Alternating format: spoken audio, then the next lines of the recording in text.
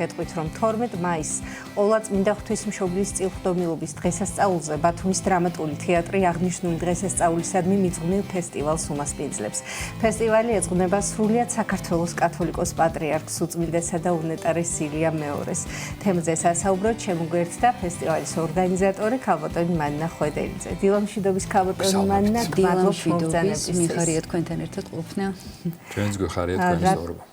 რა თქმა უნდა, გვაინტერესებს ყველა დეტალი, რომელიც ამ ფესტივალს ეხება და თავდაპირველად გითხავთ თუ ვინ იღებს მონაწილეობას, როგორია შემადგენლობა და როგორ არის დაგეგმილი მთელი ეს ღონისძიება. სიამოვნებით გიპასუხებთ. პირველ ყოვლისა ძალიან დიდი მადლობა თქვენ ტელეკომპანიას, რომ ყოველთვის ინტერესდება ასეთი ჩემთვის ძალიან საპასუხისმგებლო თემებით და აი ეს ჩემი ცხოვრებაში ეს მორიგი გამოწვევა, ძალიან საინტერესო გამოწვევა, იმიტომ რომ პირველად ვარ ორგანიზატორი ასეთი შინაარსის საღამოსი. ეს იყო მართლა ძალიან დიდი პასუხისმგებლობა, მომიწია ძალიან ბევრი მასალის გაცნობა, რომ რა სრულფასოვნად მქონოდა წარმოდგენა და შემექმნა სწორი ემოცია ამ მოვლენასთან დაკავშირებით. ასე რომ ივარგებს თუ არ ივარგებს ეს რა თქმა უნდა დამწრის საზოგადოების მონაწილეების გადასაწყვეტია, მაგრამ მე ყველაფერი გავაკეთე საიმისოთ, რომ ყოფილიყო საღამო საინტერესო, მიმზიდველი და დასამახსოვრებელი. რაც შეეხება ფესტივალს, უნდა ყოფილიყო ურდღიანი, მაგრამ სამწუხაროდ ასე არ გამოდგა და ეს ერთი დღე იქნება, მაგრამ ყველაზე მეტად რაც მახარებს, პირველი დღიდან გადმოვიტანე ჩემთვის ყველაზე სასიხარულო ამბავი თბილისის ბავშვთა გალერეისა და ბათუმის ბავშვთა გალერეის ბავშვების ნამუშევრების გამოფენა, რომელიც სწორედ ამ დღეს მიეძღვნება. ეს არის საგანგებოდ ამ დღისთვის შექმნილი ნამუშევრები. ამიტომ არის დაგეგმილი და მოსაწვევშიც მითითებულია 18 საათი და 30 წუთი, იმიტომ რომ ის 9 საათი აუცილებლად იქნება ყურადღების დათმობა იმ არაჩვეულებრივი ბავშვებისადმი, რომლებიც ჩაერევიან ამ ფესტივალის შინაარსის შექმნაში. ახლა რაც შეეხება საღამოს, საღამო დაგეგმილია ცოტა თავისუფლად მივუდექი მე ამ თემას, გადავწყვიტე რომ ეს არ ყოფილიყო მხოლოდ საეკლესიო მუსიკა და საგალობლები და ჩემ თავს ცოტა მეტი სუფლება მივეცი და გადავწყვიტე რომ შემექმნა შინაარსი, რომელიც როგორც საეკლესიო პირებისთვის, ასევე საერო საზოგადოებისთვის ყოფილიყო საინტერესო და ამიტომ პირველი რაც გავაკეთე, მოვიძიე ქართული კლასიკოსი კომპოზიტორების ძალიან ცნობილი ნაწარმოებები, რომელიც ამ თემას ეხება და ღვთისმშობელს ეხება. ამიტომ შეირჩა ორი ჩემთვის ძალიან ღირებული კომპოზიტორის სიმღერები, სხვათა შორის თავის დროზე ორივეს ქალბატონი ნანი ბრეგვაძე მღეროდა. ეს არის ბატონ გურამ მძვანელის ღვთისმშობელი და ასევე ჩემთვის ძალიან საინტერესო კილოკავებით შექმნილი არჩილ კერესელიძის ზუსტად იგივე დასათაურების გალაქტიონის ტექსტზე შექმნილი სიმღერა. ვინ შეასრულებს? ვინ ხემია შეასრულებს? თუ შეგვიძლიათ გაგვანდოთ. კი ბატონო, უბრალოდ დავასახელებ კიდევ ერთ კომპოზიტორს, ჩვენს თანამედროვე კომპოზიტორს ოთარ ტატიშვილს, იმიტომ რომ ყველგან ვეძებდი ვის რა ქონდა შექმნილი ამასთან დაკავშირებით და აღმოჩნდა რომ თურმე ბატონ ოთარს შექმნილი აქვს არაჩვეულებრივი ავე მარია, ანუ იგივე ღვთისმშობლის საგალობელი, რომელსაც შეასრულებს ბათუმელი აკადემიური მომღერალი ახალგაზრდა ნინო წულაია და საერთოდ მახარებს ის რომ მარტო თბილისიდან არ მოდიან კოლექტივები, არამედ მე ჩავრთე ბათუმის ადგილობრივი ძალიან ცნობილი გუნდები და სოლისტები და ვფიქრობ რომ აი ეს ეგრეთ წოდებული კოლაბორაცია ჯერ კიდევ უფრო დაახლოებს და ურთიერთგაზიარება განათლების მეტ დონესაც განაპირობებს ალბათ ეს ურთიერთობები, ასე რომ ბათუმიდან ეს არის ქალთა კამერული აკადემიური გუნდი ქალბატონი ზაირა ვადაჭგორიას ხელმძღვანელობით, ეს არის ჩემთვის უსაყვარლესი ანსამბლი ბათუმი ბატონი თემბრდოლიძის ხელმძღვანელობით, რომელთა შემოქმედებას მე სულ თვალს ვადევნებ, ვაფასებ და მინდა რომ კიდევ უფრო განვითარდნენ და საინტერესო რეპერტუარი შექმნან. და სოლისტებთან დაკავშირებით თემას გავაგრძელებ. წარმოუდგენელია ასეთი საღამო და მით უმეტეს ბათუმში, ჩემთვის უსაყვარლესი პირველ ყოვლისა მომღერლის და შემდეგ უკვე მერის მოადგილის ქალბატონი სოფო ხალვაშის გარეშე და სოფომაც მიიღო ეს გამოწვევა და ბატონ გურამ მძვანელის ნაწარმოებს სწორედ სოფო შეასრულებს. და რაც შეეხება ბატონ არჩილ კერესელიძეს, ეს ძალიან დიდი პასუხისმგებლობა, იმიტომ რომ ძალიან რთული და საინტერესო სიმღერაა და გილა დონაძეს მივეცით საშუალება, რომ ეს ნაწარმოები შეასრულა. საქართველოს. რა არის ახლა ხიბლი და სიახლე? მინდოდა რომ სრულიად ახალი ორკესტრობა შექმნილიყო, ახალი პარტიტურები. იმიტომ რომ ყოველთვის მე შემსრულებელი თავისთვის ირგებს, იცლება იქ რაღაცა ინტერპრეტაციები ხდება რაღაც ახალი და ამიტომ დავუკავშირდი ამ კომპოზიტორების შთამომავლებს, ქალბატონ თამუნას, ქალბატონ ეკას და გამოვართვი ის დედანი ნოტები, როგორც შექმნეს კომპოზიტორებმა. შემდეგ დავუკავშირდი ასევე ჩვენი კონსერვატორიის კათედრის გამგეს ბატონ ზურაბ ნადარეიშვილს, კომპოზიტორს და ზურამ შექმნა აი ამ ჩამოთვლილ ნაწარმოებებზე სრულიად ახალი ვერსიები. და კამერული ორკესტრი სწორედ ამ ახალ ვერსიებს შეასრულებს და ეს არის კარგი. ძალიან დატვირთული იქნება ეკრანი. იმიტომ რომ როგორ ამბობენ თვალი ჭამს, თვალი სვამს. დიახ. ვიზუალი ძალიან მნიშვნელოვანია. დიახ და ამიტომ ფიქრობ რომ გარდა ეს სტატიური ბანერისა უნდა ყოფილიყო კიდევ რაღაცა ისეთი გამოსახულება, ვიდეო გამოსახულება და ფიქრობ რომ არ შემიძლია არ ვახსენო ქალბატონი მარიკა დიდებულიძე, რომელიც უფლებას ვაძლევს ჩემთავს და ვამბობ, რომ ჩემი უფროსი მეგობარია და დამეხმარა ძალიან და შეკრიბა ღვთისმშობლის გამოსახულებები, როგორც ფრესკები, ასევე ხატები და აი ეს ვიდეო ინსტალაცია იქნება თავში. რომ რაღაცნაირად კიდევ ერთხელ აი თვალს რომ მოეწონოს. დიახ. განვაგრძალებთ რომ ბევრ მასალას გაიცანით, არა მხოლოდ თეორიული ნაწილი გულისხმობოდა თავისთავად, არამედ ვიზუალური. რა თქმა უნდა, იმიტომ კომპლექსია. ასეთი საღამოები გალა მით უმეტეს გალა ესეთი დღესასწაულები აუცილებლად ითვალისწინებს ყველა კომპონენტს, არა?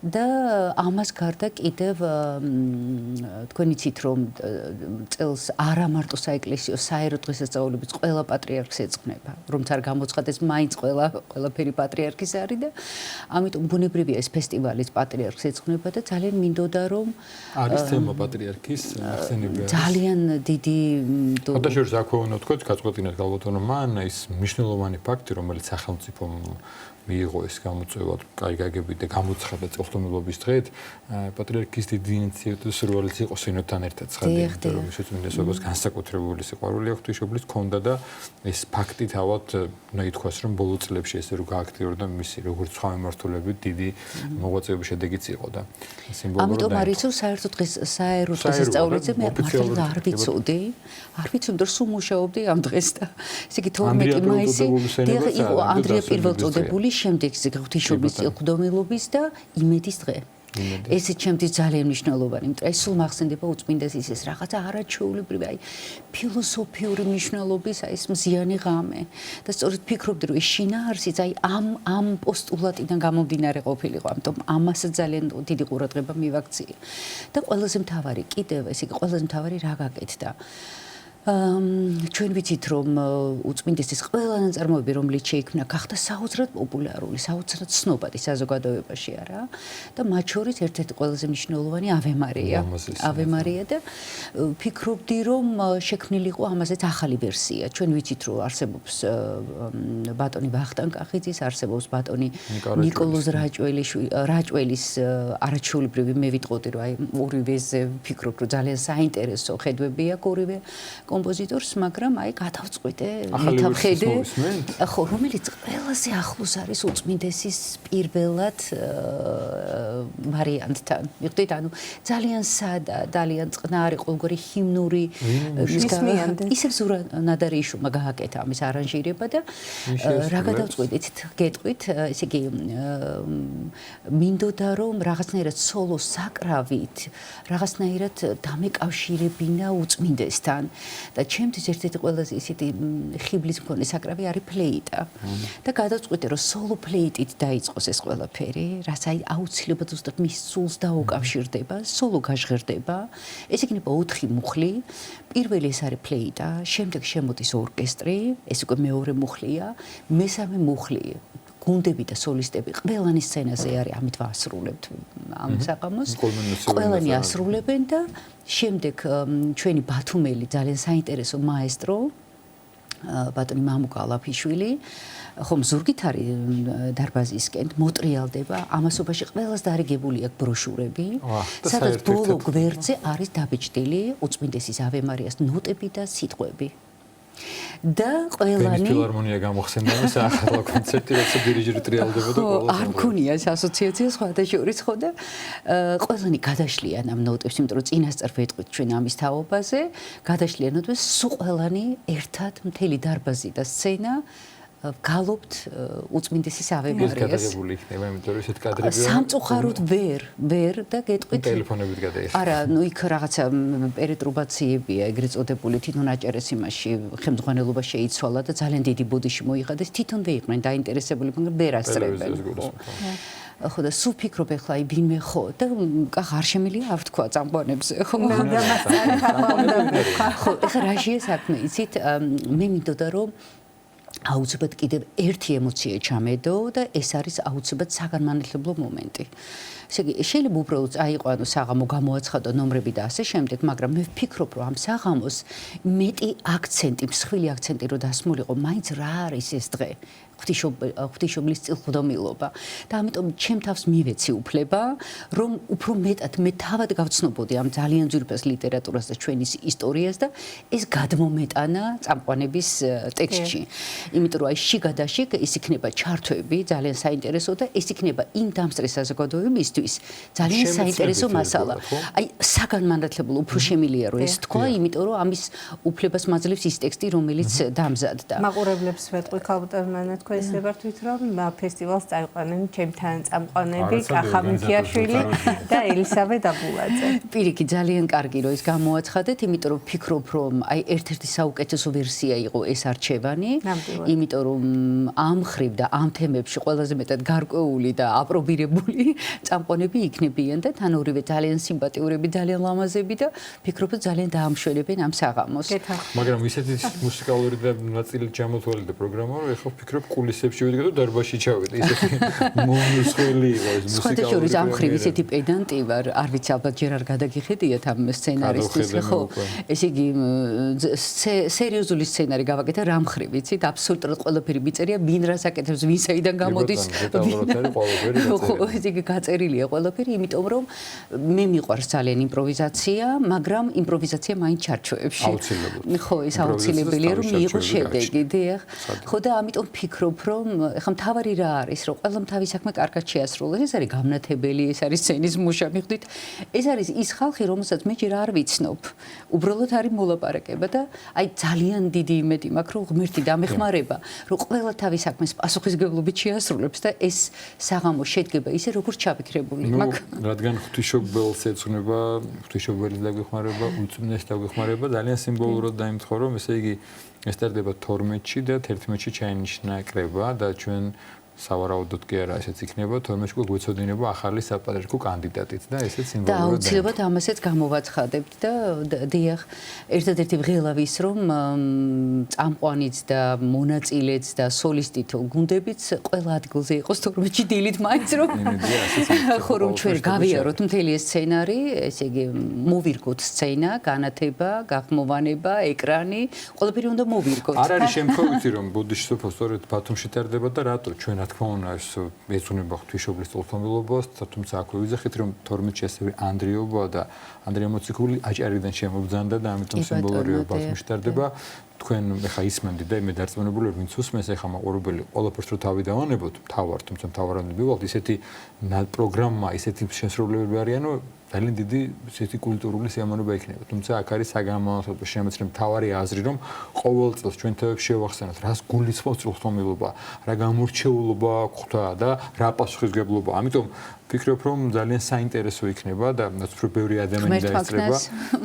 ეს იქნება მისასალმებელი, დასწრება თავისუფალად როგორ ხდება დასწრება. მოსაწვევით არის ინიციატორი ამ ესე ვთქვათ ძალიან საინტერესო იდეის განხორციელების იყო ბათუმის მერია, ბატონი გიორგი ცინცაძე სოფო ხალვაში და მე მახარებს რომ ახლად დანიშნული მერია ძალიან დიდ სიმპათიებს იწვევს ეს ადამიანი და მე ვფიქრობ რომ ეს არ გულისხმობს ყოველთვის მანანა ხვედელიძეს, ყოველთვის იქნება და და იპოვიან იმ საინტერესო ავტორს, რომელიც კიდევ უფრო ახალ და საინტერესო სცენარს დადებს და ყოველ წელს მეუფესთან ერთად, რომელსაც ძალიან დიდ პატივს ვსვენთ მეუფე დიმიტრის, თან ერთად და მისი ლოცვა-კურთხევით ეს ფესტივალიც იმართება და მომავალ წლებშიც დღეგრძელი იქნება ეს ფესტივალი. მე ამას ნამდვილად უსურვებ ამ ფესტივალს.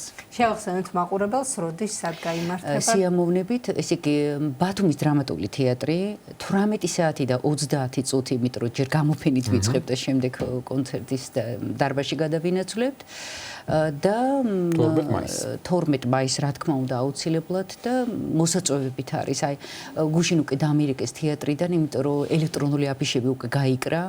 ხო და ხომ არ იყიდება ბილეთები და მივთხარი ნუ ჩამრევთ მე, იმიტომ რომ პირდაპირ ვინც არის ინიციატორი და ამ მოსაწვევების გამავრცელებელი არის ბათუმის მერია. მადლობა ბრძანებისთვის ქალბატონო. წარმატებებს გისურვებთ. უღრმესი მადლობა. წარმატებები ყველა მონაწილეს ამ მნიშვნელოვან ფესტივალზე. ფესტივალის ორგანიზატორი ქალბატონი მანანა ხვედილიძე გსტუმრობდა.